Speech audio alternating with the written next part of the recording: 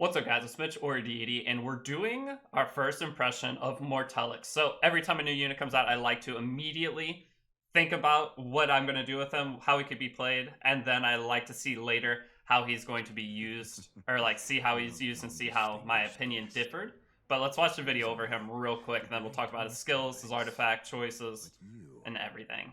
He's super, super cool looking. I'm into waifus more. The removing the shirt and stuff is going to appeal to a lot of people.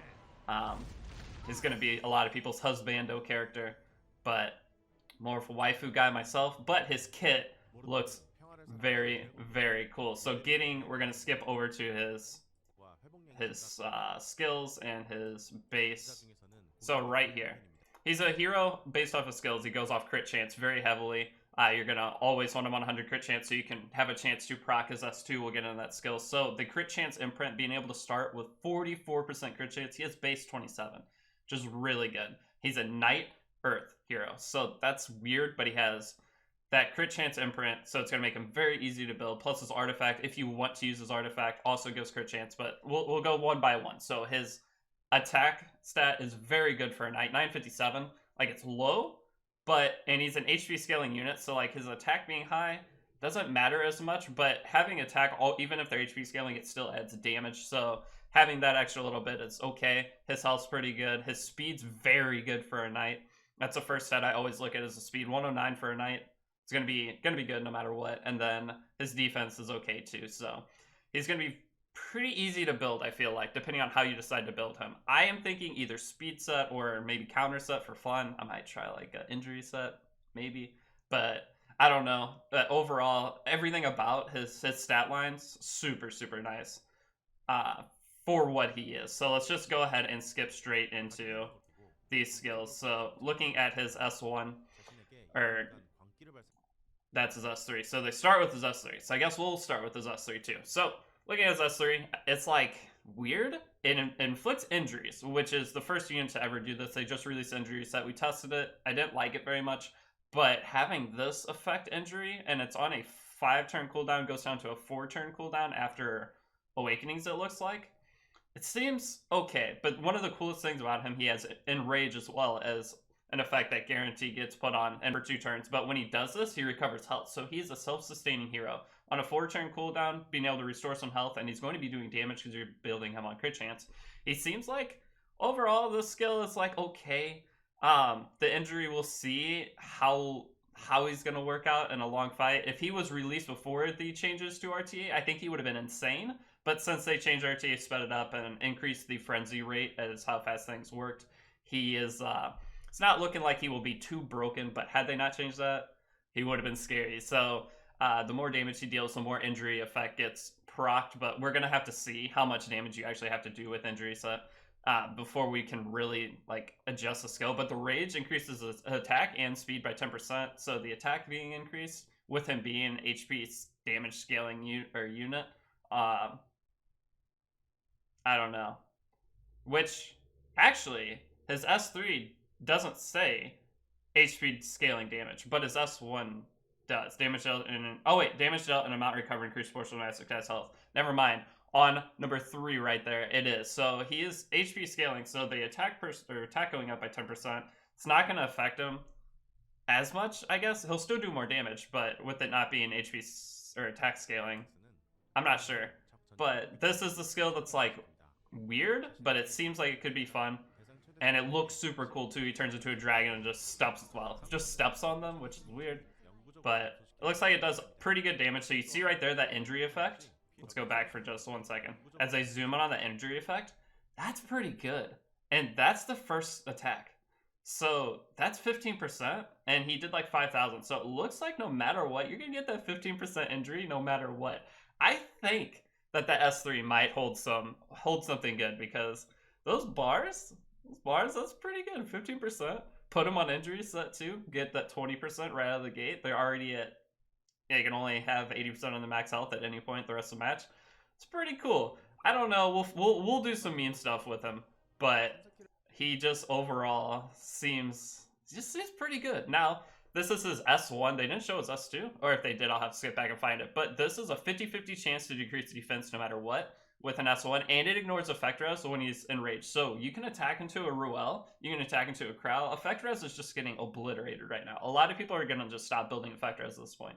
But if he's just defense breaking, and it's 2 turns, so you just attack with him, and this is going to tie into the artifact a little bit, is you put him on Elbrus, and you counterattack, and you get a defense break, that's going to suck for them. And then it's also with Elbrus, his S2, add survivability to your team. When you land a critical hit, you have a chance to proc. So we'll go into that. But this also, damage shall increase proportional to caster's max health. Can't talk. That seems really good. But 50% defense break, they had to keep it lower because it ignores effect res. So you don't need effectiveness on him. That's his only debuff. So that's crazy. That's actually crazy. So then this is his last. So this is his passive S2 ability. He cannot be stunned or slumped. That's crazy. No Tenebria is going to do anything to him. You cannot get Abyssal Crowned. His S2 is what's going to make him. I feel like this is what's going to carry him. He can't be Abyssal Crowned. So all these people bringing their Bromans in, bringing their other stuff, just bring him. It's going to do good damage. Like, he seems busted.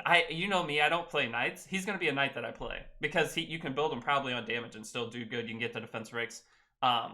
Everything about him seems really good. So best in slot artifact, in my opinion, because of his S1, and then this S2, the second part of it, if the caster inflicts a critical hit when using a base attack, has a 30% chance to activate Sacred Blessing. And as you see, Sacred Blessing gives critical hit resistance down, and then increases his own speed for 2 turns. So he's going to have the rage speed increase at 10%, and then he's going to have the speed set buff too. So I think the speed set's going to be the way to build him, because you want to work off what his skills give. Like, yes, counter set would be fun, but I really think with the 109 base speed, with the speed set, with speed boots on good bulk, with some damage going into this, is just going to be the play because of all those speed gains. Once he gets the stuff, he's going to be zooming around the game like Moonlight Crow, except even faster because he has that rage and he has faster base speed. So pretty sure he has faster base speed. So overall, he seems insane. I think the best artifact, if you want damage mitt on knights, is always really good. The problem with him being a knight is there are just so many damage effects. Like good artifacts. So if you look right there, though, he also, every time, he's going to be adding survivability to your turn. So the anti-crit, if that procs, you can completely turn the tide of a match. If someone has their S3 ready on something and they attack and they miss all their crits, that's your match to win at that point. And he can proc that every time he procs an Elbrus attack or just S1s. So I really think Elbrus Ritual Sword is going to be the play on him. Just for that defense break chance and the other thing. And then with the speed, you want him to cycle back into that injury S3 as fast as possible. So if he's zooming through the map and you get that injury damage and you get 2 of those off, they're already dead. They can't even heal. Any damage dealer can just one-shot their entire team by the time you get to that second S3. So I think the injury part might be overlooked for a lot of people, but based off that screenshot we looked at, it looks really good. So that's most of what I got for him. I can go over his artifact real quick. So looking at it, that's the thing, is Knight artifacts are already so stacked. So looking at the Ancient Dragon Legacy, increases critical hit chance by 15%. That's a lot of crit chance. That's after Reforge 2.5 rolls. So it adds a little bit, but the biggest thing is has a 50% chance to increase critical hit damage for 2 turns. So if you do put him on him, when he uses the non-attack skill, so when he S1s and procs that passive S2 ability, it would give him critical hit damage every 2 turns. But this artifact is one of those weird ones that I wish they would have instead increased the crit chance the higher it was and made the 100% chance to get the critical hit damage for 2 turns no matter what. But maybe that was busted. We'll test it out. We'll see how this artifact works. But for right now, with all the other knight artifacts, I really think Elbrus Ritual Sword is still going to be the best in slot on him. But like I said, these are my first impressions. I'm super excited for him to come out. Let me know down below what you think he could be ran on, if you have any ideas. And I'm excited to look back on this video in 2 weeks and see where I was wrong or right, or where you all were right in the comment section down below. So if you enjoyed this video, if you're willing to drop a sub, that'd be awesome. We've gained like 1,000 subs this week. I'm trying to see how far we can push it before the end of the year. All of you supporting the videos, thank you. If you want to join Discord, that link is in the description.